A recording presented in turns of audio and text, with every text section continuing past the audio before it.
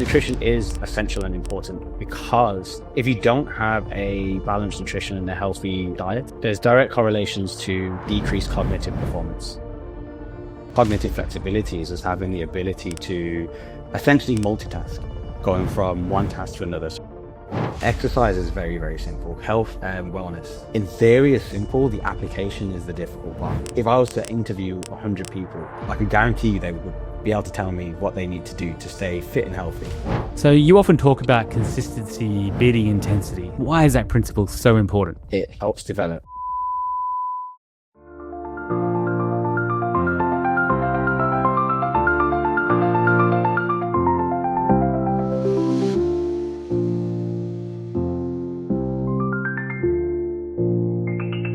Mahami Matters with Chris Adams, powered by CJA Consulting.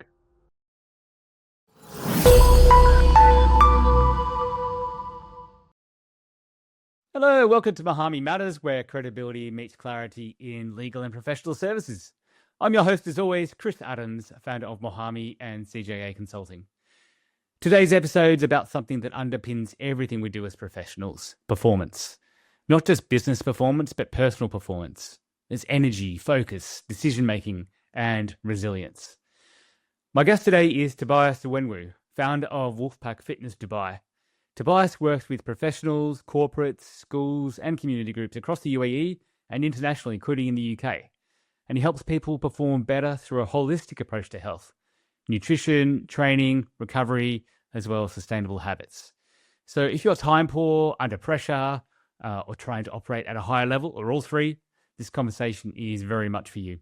Tobias, welcome to Mahami Matters. Hi, Chris. Thank you for having me. Looking forward to today's chat. Most welcome. So for those who don't know you, can you give us a brief overview of your background and the work you do through Wolfpack? Absolutely. So, as you mentioned, I'm Tobias. I run Wolfpack Fitness. This has been a fitness business that I started here in the UAE.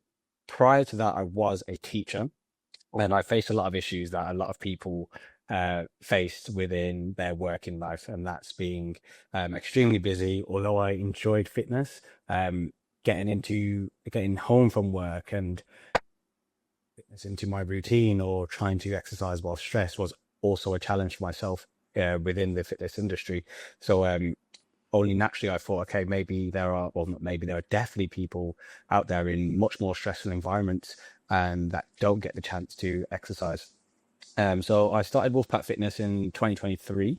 And the reason why it's called Wolfpack Fitness is because my late father's nickname was Wolfie, and I also come from Wolverhampton. So I wanted to sort of merge both together. A lot of people have that reaction. They're like, we always wonder why it's called Wolfpack. Yeah, it's named after my dad, and also sort of like homage for where I'm from as well. And the whole idea of Wolfpack Fitness is bringing people together from all walks of life. You could be a elite performer, you could be somebody that's starting for the first time, and regardless of your starting point or background, we will provide services that will cater to your needs. Brilliant. So I guess the question begs, how did your dad get the nickname Wolfie? This is a nickname he got in the gym. So he was always he was a huge gym freak. And the legend goes that when he used to train and sets were heavy, it sounded like he was howling like a wolf during heavy sets. Love it. Absolutely love it. So are you chip off the old block? Do you do the same when you're in the gym? I'd like to say no, but others might tell you otherwise. Fair enough. So you're going from teaching to personal training, I think you said, and then you've also then moved into Wolfpack Fitness. So how did you then? Yeah, I guess you kind of answered a little bit, but how did you evolve that into working with professionals like corporates and schools? Because I think when I first met you, you were just doing a bit of personal training, and this was only 18 months or so ago. And you've now, we caught up a few weeks ago, and all of a sudden you're working with professionals, you're doing some PT, but more importantly, you're working with corporates and schools on much broader well-being and performance. How did that evolve so quickly? Fortunately, I've got a very diverse set of personal training clients, and obviously, whilst I'm training, these conversations emerge, and I'm listening to what they're saying and understanding and um, collating ideas that relate to their problems and problems that their employees face. And so what happened was, one of my clients, he owns a big company in the UAE, and he was talking about how a lot of his staff members aren't into fitness. They're always ill. They're bringing in unhealthy foods into the workplace. And he's such an avid person when it comes to fitness. So he really enjoys his fitness. He trains 6 times per week with me. And he was like, he'd love it if his Oh, staff wow. members, yes, he's very, very disciplined. And he said he'd love it if his staff members could instill some form of health and wellness into their lifestyle, because not only would they benefit in terms of the company, but the staff members will benefit themselves as well, because it's, as we like to put it, it's an investment. You're investing into your long-term health by doing this. So essentially, I asked him, would you be open for me coming into your establishment and giving a talk on nutrition and health, and how they can keep active whilst being inside the office? Because we know how corporate life gets in Dubai. It's, you literally wake up super early and you could pretty much work well up until midnight in some cases. So I came and delivered that seminar in the office, posted it on LinkedIn, and it was very, very well received. Not in terms of likes and comments, but people saw the post and people messaged me and like, oh, okay, we see that you do this. Would you like to come into this place? And then from there, it was a snowball effect. So that's how you know you really made it. When, people just come up to you and verbally say, oh, I've seen you, Tobias, and I really like what you did. I guess you're right. The likes and stuff on Facebook and Instagram and TikTok are fantastic. But yeah, that is the truth, isn't it? When people start coming up to you verbally and give you that encouragement. So I wouldn't so say that's I've made it, fantastic. but it's there's still a lot of work to do. But Yeah. it's going in the right direction so far. But when you started getting this feedback, what was the next thing you did? And so the next thing, initially, it's interesting. It's like we always try and prepare for scenarios we don't anticipate, and I didn't anticipate that I would get this many individuals asking for me to come in. I'm not saying it's like a stupendous amount of people, but for the types of sessions that they wanted me to deliver, it was I had to try and find time to fit it into my schedule. And so what I did, I thought to myself, this is a great opportunity, and I need to capitalize on this opportunity and deliver.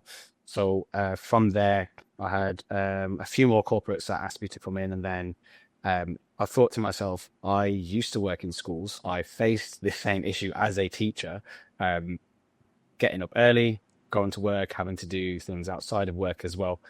So I messaged my old school, and then they really were happy about the concept. I came in and delivered that to the students. And then from there, other schools within the network saw. And most recently, I was asked to come into a school where they have quite a few international elite athletes. And then that was where a lot of other schools were in that consortium, were like, okay, we've seen you do this at this place. We really would like you to come in. And it was just trying to capitalize on opportunities. So you mentioned you've got a background as a teacher, but you've also got a background in exercise science and medicine, don't you? So I've got my undergrad degree in physical activity, exercise and health. And then from there, I did my teaching degree. So I'm a qualified PE teacher. And then at the same time, well, towards the end of that degree, I was doing my master's degree in exercise science and medicine. So how does that background, I guess, in the science and medicine part, as well as the teaching, shape the way you think about health compared to, someone else who is sort of typical in the fitness industry? It's interesting because from my experience, what it does is the teaching aspect, it gave me an understanding on diverse populations. So I wouldn't just a classroom is just not one individual. You've got at least 30 different individuals. And as a teacher, it's your job to ensure that all 30 individuals, regardless of their starting point, they need to make progress. And for me, that was great because when I transitioned into personal training and group exercise classes, similar scenario, I'll have a group of 30 individuals, and providing classes that were differentiated, I didn't find difficult. And then the exercise science part, it just allowed me to understand concepts and complex issues that individuals face, or that most PTs may not be knowledgeable about, that I can deal with. So I've got clients that have stage 3 cancer. I've got clients that have had bypass surgeries, clients that have diabetes.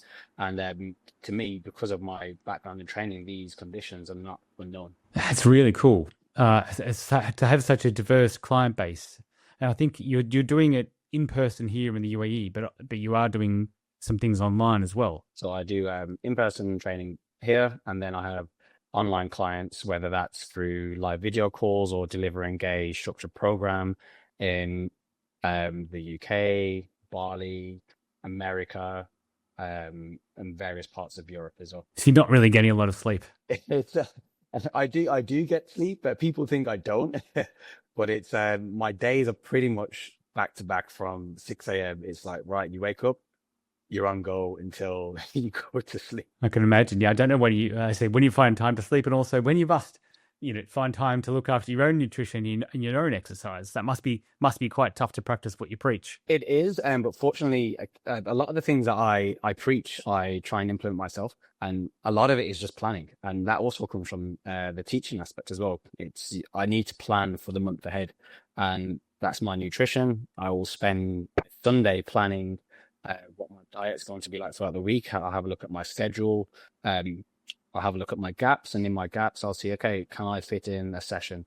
Even if the session's 20 minutes, I'll make sure I do something, because doing something is always better than nothing when it comes to exercise. If you're not injured and you're fit and healthy. So I try and be as strategic as possible. Yeah, so the planning aspect is an interesting one. When you talk about, I guess, healthy professionals, healthy people who, sit in an office all day, a healthy mindset, for example, a lot of us think about productivity tools, time management, some kind of mindset. But why, in your view, should nutrition be the starting point for the energy to focus on the long-term performance? For me, it's like the starting point. For a lot of people, it should be.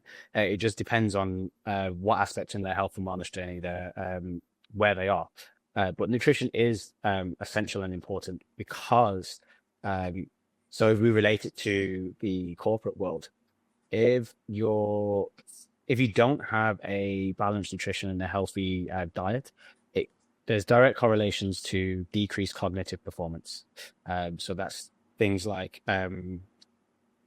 in Dubai, we have a lot of convenience, and convenience comes grabbing easy foods to eat. And an example of those things, it could be like sandwiches, it could be crisps, it could be chocolate. Some things not too bad, and then obviously some things in abundance can be bad. But what that does is those type of foods, they spike your blood sugars. Your brain's preferred source of energy is carbohydrates, in the forms of sugars that circulate in your blood. With that spike also comes a crash, and during that crash, that's where you start to see the decline in cognitive performance. So the reason why I advocate for if you have complex carbohydrates, the available sugars for your brain is pretty much like this. It's like stable throughout the day, so you can be more creative with your thinking. You won't have that crash during the day. You won't have that brain fog during meetings. And then also for myself, as I mentioned, how busy I am, interacting with people, I can't afford to be flat. I can't afford to have these crashes, because people detect it when you're not 100%. And often enough, the people that I train, they already have that stress. They already have people coming up to them every single day or having particular issues. So I need to be ready and not add to that stress, and essentially help them alleviate that stress as well. Got it. Yeah, I was just thinking about what I would be looking for when I needed some help, because it is probably because I'm super stressed. I've got too much on. For me, I guess it's just like I am guilty. I had a couple of little chocolates before this call because I was starting to feel a little bit down. I'm like, I need that. I need to talk to Tobias. I need to be switched on for him. I need to really get some energy. So a couple of chocolates, probably not the healthiest thing to do, but I don't know how long it's going to be till I crash. So apologies if I just sort of like put my head down halfway through this call. But I guess for a lot of professionals, we probably don't really put our attention into the planning that you talked about, and maybe not even into the understanding of what we do and don't need to put in our bodies. I mean, everybody knows you shouldn't eat too much junk food, in inverted commas. Yeah. But, I guess I personally don't sit down at the beginning of the week and plan out my meals for the week. I don't look, I guess, at, how many carbs I've got versus how many protein and weigh anything. I mean, how seriously do you need to do it? And I guess, as a professional, to get through the day, to get through the work day, even if it's just 9 till 5, 9 till 6, what do you need to fuel your body with throughout the day to just stay, at your maximum performance and function really well? Yeah. So sorry, just to is your question asking what should that individual have throughout the day to ensure that they're functioning at peak performance, essentially? Yeah, I think it was probably a bunch of questions and I threw it all there at once. So the observations, I guess, were I'm not really planning, as an example, for the meals I'm going to have during the week. And you see the convenience factors there. Yeah. So first is, I guess, how much planning do we need to do, to the average person need to do to ensure they just stay healthy and able to be able to focus, during the day? It's not that much, to be honest. It's essentially to stay healthy.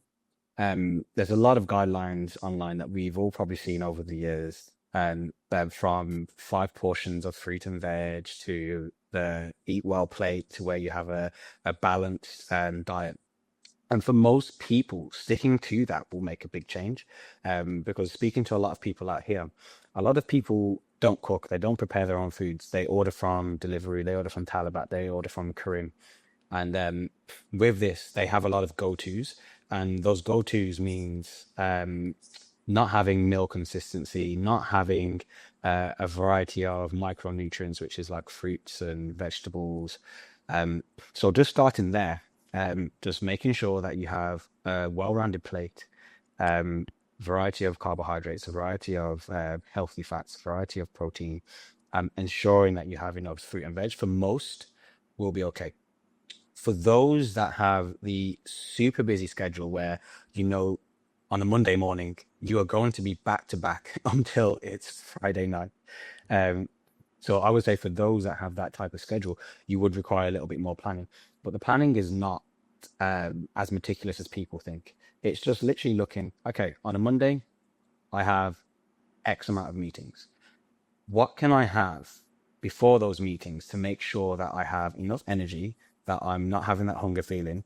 I'm making sure that after the meeting, I have enough energy to not think, okay, let me quickly go and grab a bar of chocolate because I've got another meeting in 30 minutes. So it's just sitting down and looking at your schedule and then just planning easy foods to take in. It could be things like chicken wraps. It could be, if you're into your cooking, it could be a form of like baked oats or fruit salads or yogurt bowls. So I'd say it really depends on the individual's schedule. And that's what we look at is we sit down and have a look at the schedule. We have a look at what that person's able to tolerate and what time they have available, essentially. So you mentioned basically we need to mix and match. You mentioned the 3 a day, 5 a day. Does every meal need to be that mix of healthy fats, carbs, and protein, or you just need to have that mix throughout a day? In ideal world, and I say ideal, the scenario I gave is obviously not the ideal world where you're busy back to back. Ideal world, you would have a variety of foods, because each food group has a variety of micronutrients and macronutrients. So macronutrients are your carbohydrates, proteins, and fats, and your micronutrients are your vitamins and minerals. Whereas, like this day and age, with the modern meal prep that we see on social media, we have a lot of people that was prep the same thing. It could be chicken, rice, broccoli, or chicken, potatoes, and broccoli. And what you're actually doing is you're just getting the same nutrients with every single meal. So you could be deficient in X, Y, and Z. So this is why we say prep and have a variety of meals so you can cover all of those aspects, which is amazing for long-term health. Amazing for long-term health. And I guess just a lot of us are just living day to day. So we just want to get through the day and be our best, to perform at our best in meetings or in, getting through the day. And so, it's really good, helpful advice. I think so. I'm just thinking about my day to day. So I had some Weetabix with some I think some protein on the side. I can't remember what it was to try and balance things out. Then I had some chicken with some vegetables at lunchtime. Good. But still before this, I was like, I need a boost. What should I have done? What should I have snacked on to just try and, get through that afternoon sleepy bit? So a range of things from like lows in terms of like energy or blood sugars, fruit salads, very, very easy. Grapes are high in, they can spike your blood sugars quite quickly. Or you could have things like a fruit salad in a yogurt bowl. And you might want to sprinkle some of your Weetabix on top. So then you got a mix of fiber. You've got also a mix of fats. You've got a mix of different types of carbohydrates in there as well. Things like that. Also, there's nothing wrong with having things like a tuna sandwich. It just depends on, again, the scenario. So if you wanted more sustained energy, you would go for more whole grains. So there's a variety of things that you can have. There's rice cakes. You can have rice cakes with peanut butter and banana. Great carbohydrates. You've also got fats, and then you've also got banana for the micronutrients as well. So there's a variety of things that you can have. And that's the key. It's variety. A lot of people don't have these varied snacks that they can go to and make. So once you've sort of got a catalog of those, you can like, okay, right, I can put this together because I know this goes well with this, and this is going to help me throughout the day. And where's a good place to find these catalogs? Or to make these catalogs. To make them, the easiest thing, and it's so interesting. So my partner, she's always on TikTok finding lots of meals. TikTok is great for these things. If your algorithm is like food orientated, of course it can go the other way where you get shown things like pizzas and burgers, etc. But there is a healthy side to it on TikTok, on Instagram, and amazing ideas of quick and easy snacks that you can have. But there is a flip side to that. When we know with social media, people post things just for views, for the content, and not with a lot of substance behind it. So I've seen like a lot of creators post things, and I'm pretty sure that's not that healthy because it's got X amount of sugars in there, X amount, but it's just branded as protein. So if you're not that knowledgeable in nutrition, it could be quite dangerous. And what I would do then is A, ask a professional, or B, AI is great, depending on the information you give it. So instead of just asking it a simple prompt of give me a healthy meal, what I tend to tell people is when asking AI, always ask it things like give me, it could be like anything science related, always just ask it, give me something that's science backed. Give me something that has studies or peer reviewed studies that confirm X, Y, and Z, or give me something that's backed up by the World Health Organization, and then it will give you a ton of ideas. I hadn't thought about using AI that way. I mean, that is a great idea. If you feel hungry, like you need an afternoon snack, even, I guess I turns out I'm a slightly lactose intolerant, so I love to have yogurt and some fruit with it. It's probably not the best to do in sort of large doses. But so someone's like, oh, okay, so much proteins in yogurt and stuff like that. But I could, tell ChatGPT or Grok or one of these other ones, I'm certain what age I am, my gender, where I live, and where I am in the day, and say, give me some ideas, and I guess it would do it. Exactly, absolutely, and it would reel off a load of ideas, and just tell it that you're lactose intolerant, and just say, give me some lactose-free alternatives that's still high protein, sticking within these parameters, and it will make it. Love it. That's a really useful tip. I personally hadn't thought about that. So, what do you think how do you see the difference in people's performance, I guess cognitively as well as physically, when they have, looking after their nutrition, when they're doing movement, just getting up from their desk, moving around, doing exercise? What kind of differences do you notice? Huge differences, and that's just not me saying from experience. There's actually studies that have been shown that you have more cognitive flexibility when you have looked after your whole wellness, your health and wellness, and that's from nutrition to exercise to sleep, which is a very underrated one. And like cognitive flexibility is just having the ability to essentially multitask, going from one task to another. So your boss or manager might say, okay, I need you to email X, Y, and Z. Um, and then your colleague might come in and say, okay, we need to do X, Y, and Z. The person that has not looked after their exercise, their sleep and hydration, will probably just think, okay, let me just power through these tasks and work harder to achieve it. Whereas a person that had looked after their health and wellness, they're more creative. They might find collaborative ways to get these tasks done, thus creating more time for themselves.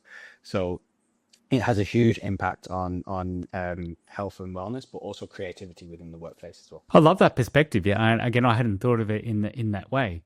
So yeah, by putting some time and effort into nutrition and exercise, for example, and sleep, you actually get things done faster. So you got to get off your lazy behind and do it. Absolutely. On that note, you mentioned earlier, doing something is better than doing nothing. So I've been guilty over the last year of not doing a whole lot, and I've been much better recently. I have had more energy as a result of just going for a cycle or doing 20 minutes of weights at home or something like that. Where do people start? If you're in a rut and you've got a busy life and it's so easy to make excuses, sometimes legitimately, you just don't have a lot of time. Yeah. What are your tips for getting yourself motivated? For motivation, it's finding a why, and like everyone's why is different. It could be I've had clients where they said, look, I want to be able to pick up my grandkids, and that's their why for going to the gym. I've got clients that have had health scares. I've got clients that want to perform in competitions, clients that want to change their lifestyle because they've had years of being in a dark place. So the main thing is finding your reason why, and then just leaning on that reason every single day. Because then when you are down, if your why is powerful enough, you would find a reason to get up and do something even when you don't want to do it. But on that note, I always try and say to people, motivation is great, but discipline is better. Because like motivation, like it comes and it goes, it comes and it goes, it comes and it goes.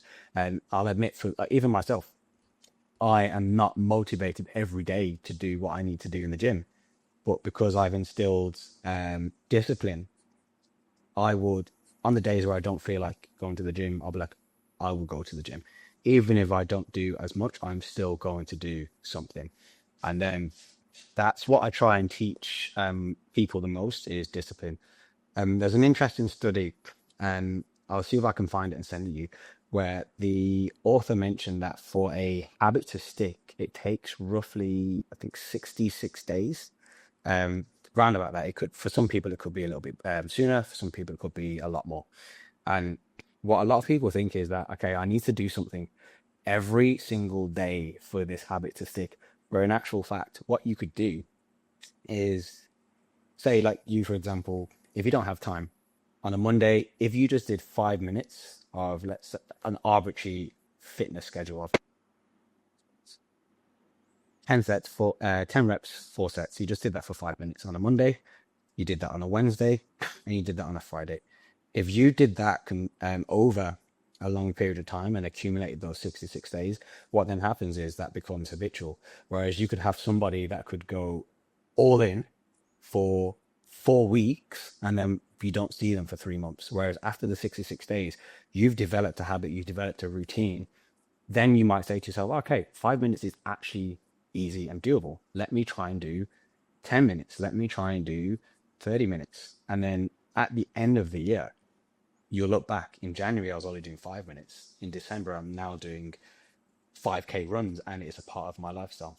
That's great. I think that's really great advice. It leads me to think about, when I was not working for myself, when I was an employee, I had a routine. Your routine is kind of set because you've got to go to the office by a certain time. You leave the office, hopefully by a certain time. Your lunch will be around the same time. So exercise I found was a lot easier then because my days were pretty consistent. But if the more senior you get or the more independent you get, the less consistent your days are, and the harder it is to build. I find to build that habit. So yeah, what are some tips for even taking those 5 minutes? Is it a certain time of day, or is it just what have you got to do to really try? If you've got a big variety of activities every day, no 2 days look the same. Yeah. How do you build that consistency and that discipline? Yeah, and it's very hard. And like I said to you before, everybody's different because, as you said, as entrepreneurs, often our days we could be very reactive. We could get a random call and it's an opportunity that we can't miss, or we might have something go wrong with like the technical aspect and we need to get that sorted out ASAP, and that free time is completely gone. It is difficult when you are reactive, but what I would try and say is, I'll say what the evidence says, and I'll try and give like a more realistic life scenario. Okay. Yes. So the evidence says that if you could find a cue within your day, sort of like a trigger, and that will help spark the behavior, if that makes sense. So your trigger could be right after my podcast call. Every single day after my podcast call, I am going to do 10 push-ups. And so then every single day, okay, podcast is done, you do 10 push-ups, and that's going to develop into behavior. As we just mentioned, that with how reactive we can be, that's not necessarily realistic on a day-to-day basis. So what I would say to people is, again, this is just one example what I do with a client, is I said, you need to set yourself a non-negotiable. It doesn't have to be every single day. It doesn't have to be every 2 days. It could just be like Monday, Thursday, any few days that suits your schedule. And your non-negotiable needs to be realistic enough that you can achieve it within the day. And it needs to be so that it feels rewarding, because what happens is when you do something realistic and you do something that feels rewarding, you get that dopamine hit. And that's that hormone that gives you that sense of achievement and that sense of reward. Kind of like when we get those likes on Instagram or LinkedIn. It's the exact same feeling you get. So what I would say is set yourself some non-negotiables. It could be within my day, I want to accumulate at least 10 minutes of walking. It doesn't matter whether it's 2 minutes in the morning, 2 minutes midday, and then I finish the 6 minutes at night. Set yourself those non-negotiables, which is easy for your scenario. So if you have a treadmill at home that you can walk on, great. If not, give yourself another target. I'm going to make sure I do 50 repetitions of squats. You can do squats anywhere. So if you can set yourself those non-negotiables and then have the flexibility to break up schedule, you're still going to be able to do something. Super helpful. Yeah, super helpful. Thank you, Tobias. I think a lot of people are writing notes at this stage. Well, I'm definitely am. So yeah, well, the most important things I've gotten from you is find your why, that discipline overcomes motivation, and have a non-negotiable, even if it's just 5-10 minutes every day that you do after something that's habitual. Build those habits. Exactly.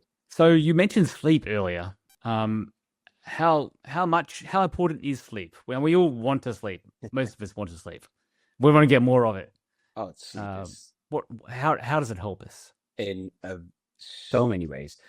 From a physical perspective, as people in the fitness industry, like I said, we often contradict ourselves sometimes, especially as like entrepreneurs in the fitness industry, because we want to develop our bodies, we want to perform better. Some people obviously want to be bigger if you're into the bodybuilding space, but your body only adapts and recovers during sleep. It's the same with when your brain builds new neurons or sort of like neural connections. It happens during recovery, and the only time you do that is when you sleep. If you're sleep deprived, your body doesn't recover. And then not only that, let's say if you translate that into performance aspect, so that cognitive flexibility that we spoke about, that is severely impaired. So you'll get to work, you won't be able to think creatively, you won't be able to respond to people in a way that would be productive for the working environment. So essentially it's counterproductive, because the more work we have on, we tend to sleep less, which then means we perform worse which makes our tasks harder. So in actual fact, you're probably better off getting those few extra hours sleep. When people say I'll sleep on it, it's actually a great thing because you wake up, you feel refreshed, you have ways of connecting dots and thinking of ideas that help with performance. So I think people in professional services, high performers, they often push through the stress. They push through that lack of sleep. Yeah. I guess whether they feed themselves full of coffee or something else caffeinated. And why do you think people do that and neglect recovery and neglect sleep? A mix of things. One, it could be the working culture. In some environments, it is the culture to just push through and have some grit and get the task done. Two, education. There's not a lot of people that have a lot of education on how important sleep is, because often enough we go to sleep and we think, okay, I functioned that day, therefore I must have had enough sleep. Where in actual fact, some people chronically undersleep, and then you get the flip side, some people oversleep as well.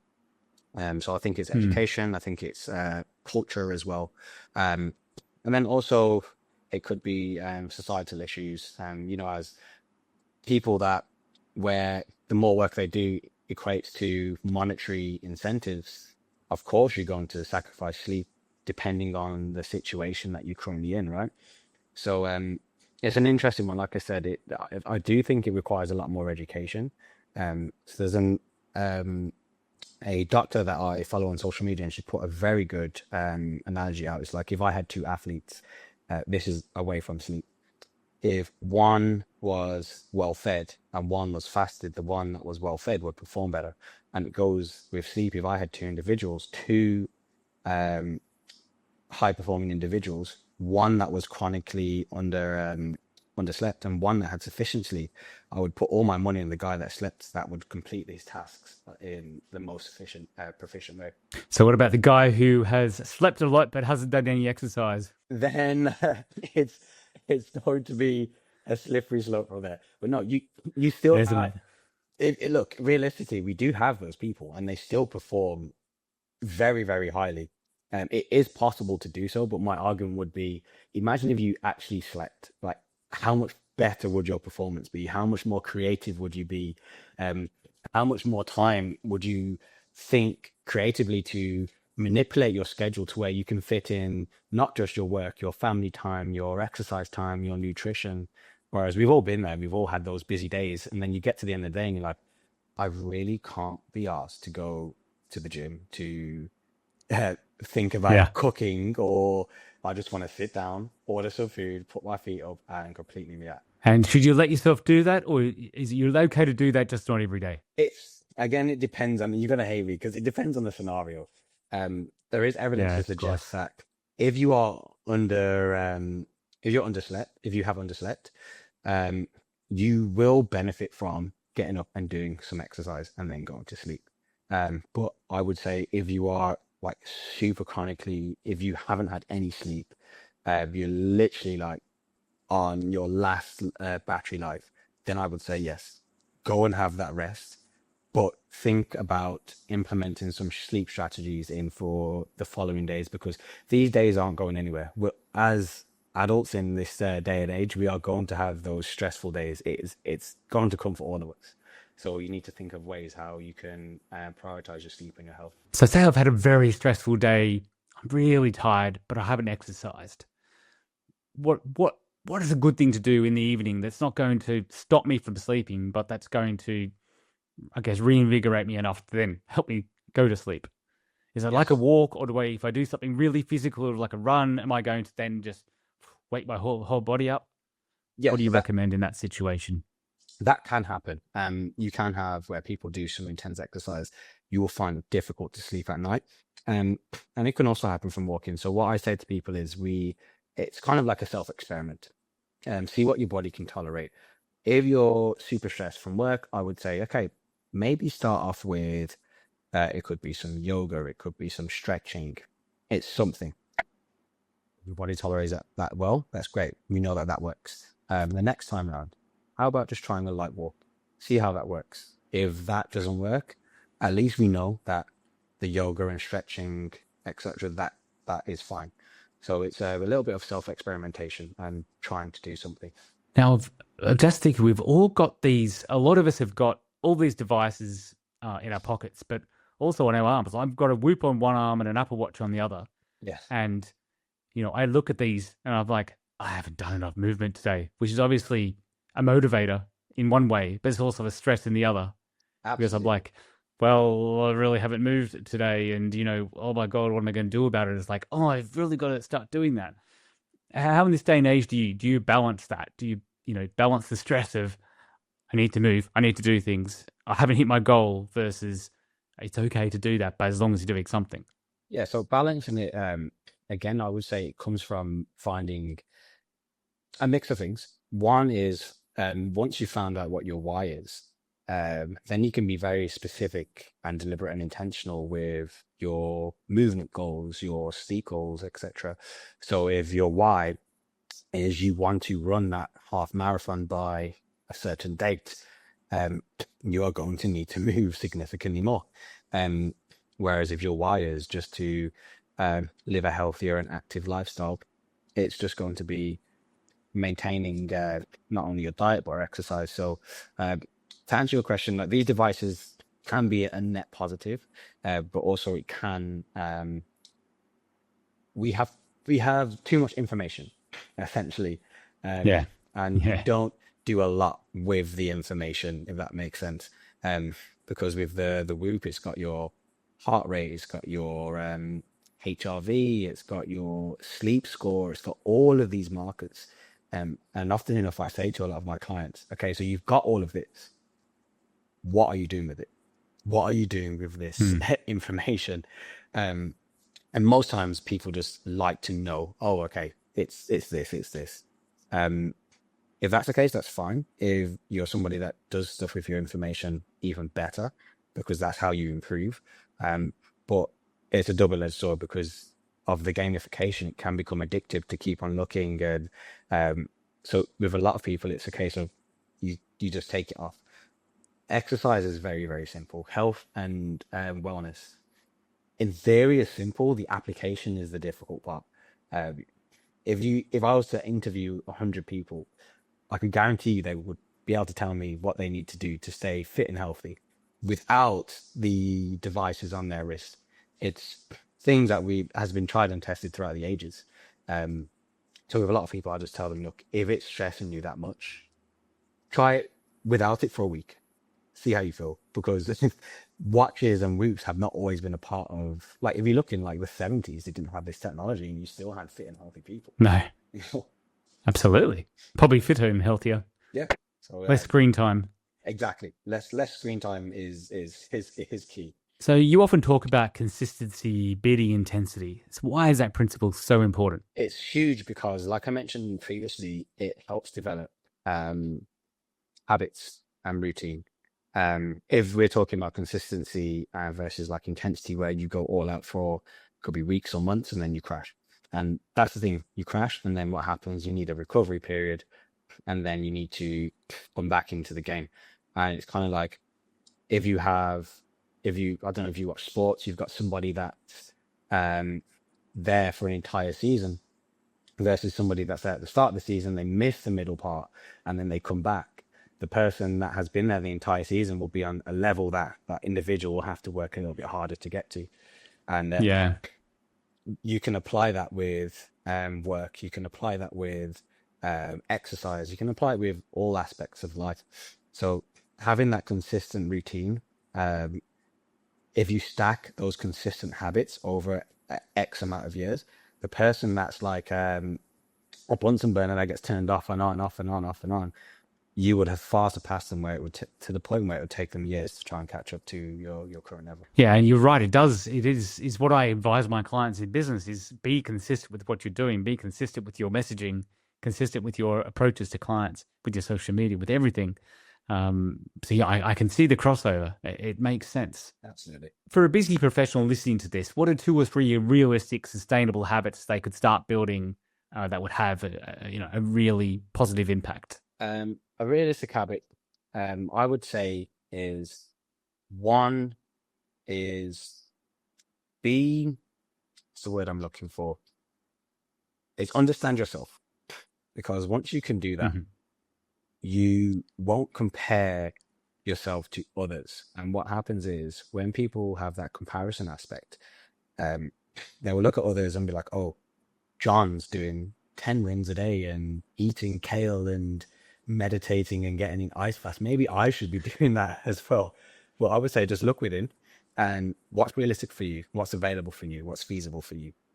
Once you have that, find that thing that you know you can do consistently enough where it feels rewarding and you can do it on a consistent basis where it's not going to impact you and you don't have to think, oh gosh, I've got to do this again. So like we mentioned, just finding that non-negotiable in the day. I like it. And you mentioned, again, going back to it, you need to find your why. How do you help people find that why? If they just don't know, how do you help them find it? What I often do is like during like consultations, I'll say to people, have you ever experienced a point where you've had an intense sense of motivation or a reason to want to overcome something or to do something for somebody? All of us have had that point in our lives, whether it's impressing our parents at sports day or wanting to get in shape because we want to impress an individual. There's lots of reasons why. And I'll just try and pull out these scenarios, and it's just a case of like digging back into the memory and thinking of things. Or it could be something that's here now that wasn't there. So it could be kids. For a lot of guys, it's like they want to be that inspirational figure in the household. They want to be that leader figure. They want to be that person that their children look up to. That's a pillar of strength. And that often works for a lot of guys. And for females, it's again, well, it can be the same thing. So I'll just try and find those things that are applicable to people. So those aspects we were just talking about, and when you say you're doing a consultation, you're helping people to do that, it gets quite personal. I was having a haircut the other day, and my barber said to me something along the lines of, like, you don't need to go to therapy, you just come to your barber. And I actually think it's the same for personal trainers or for health advisors, because I mean, yeah, whenever I've done personal training, I tell them everything. They're like a confidant. So I guess you must love, or I hope you love building those relationships. And I guess that's what helps you to help people. Absolutely. I absolutely love it because you understand everyone's individual and everyone's different. Everyone has their own sort of story. And I always say, like, we're all writing our own book. And we're just at different chapters of that book in particular stages of our life. And I'm kind of like, I feel like I'm there helping them figure out how to finish that chapter and go into another or a new chapter. So yeah, it's multifaceted. We don't just train. Like people talk about personal issues, people talk about things that they want to achieve, business, etc. So you really get to understand and know the individual, and that helps inform your session planning and how you approach your training with that person. So just finally, when you get these people that just don't want to do anything, you've had all these chats with them, you've motivated them, and you've helped them find their why, and they're just not doing what they need to do. What do you have to just walk away and just say, look, I know this is not going to work, or is there always a way? You do get some individuals where it is hard, and I would say that sometimes it's just not their time. They could be going through something traumatic. They could be going through a very, very difficult time, and getting them to come, I don't want to add to that stress by constantly messaging, etc. So for me, it's just evaluating where that person's at, and it's not giving up on them. It's just saying, look, we need you to get over X first, and then we can focus on this. But in some cases with people, exercise is going to help. And it's just reminding people of the value of why exercise is important and how it can actually help them overcome certain things. And then just sitting them down and then thinking of, right, how can we start? What do we have available? And what can we do with the tools that we currently have available to help you get to your position? It might not be a miracle cure. It might not happen in 4 weeks. It could happen in a year if you're willing to stick it out. I promise you, you will see changes. Yeah, I think it's a lot about just starting and then consistency, like you said, starting and then not stopping. And for me, I guess what I've taken away from what we've discussed today is the one after you start, you need that consistency, so it doesn't feel like a chore, doesn't feel too hard, and therefore you don't stop. And you just keep going. Exactly. It's being as consistent as possible and just not having those super intense bouts where you know you're going to crash. Try and maintain something that you can continue and try and develop into a lifelong habit. Fantastic. Well, Tobias, it's been really, really informative, really helpful. And I'm now going away to think about my why to make sure that I walk over to the corner of the room, pick up the weights so that they're waiting there for me, or go and jump on my bike or do something. Yeah, as I said, I'm looking forward to hearing again what you get up to, and hopefully have you on board with some of the Wolfpack sessions whenever you have time. Brilliant. No, I'm looking forward to it. I think I'm going to have to make some time. So looking forward to it. If people do want to get involved in the Wolfpack sessions, how do they find you and find them? We're on pretty much every single social media platform. Wolfpack Fitness DXB on TikTok, Wolfpack Fitness on LinkedIn. We're on Wolfpack Fitness on Instagram, Facebook, and then the website wolfpackfitnessdxb.net as well. And then via email, wolfpackfitnessdxb@gmail.com. And if somebody messages, just let us know what you're interested in, and we're pretty sure we'll find something that you would find useful, from walking to running to fitness to strength training to online sessions. Brilliant. Yeah, because like we said before, you do work with clients and people all over the world, with organizations and schools in the UK and other parts of the world. So it definitely keeps you out of trouble. Definitely. Super busy and out of trouble. Brilliant. Well, thank you very much, Tobias. Thanks for joining us today. Oh, thank you. Really appreciate it. Had a really good time. Hopefully we'll have another call soon. Looking forward to it. So again, a huge thanks to Tobias and to Wenwu for joining us today, sharing his practical, grounded insights into performance, well-being, sustainability, sleep, food, being healthy. It's all really, really important to perform to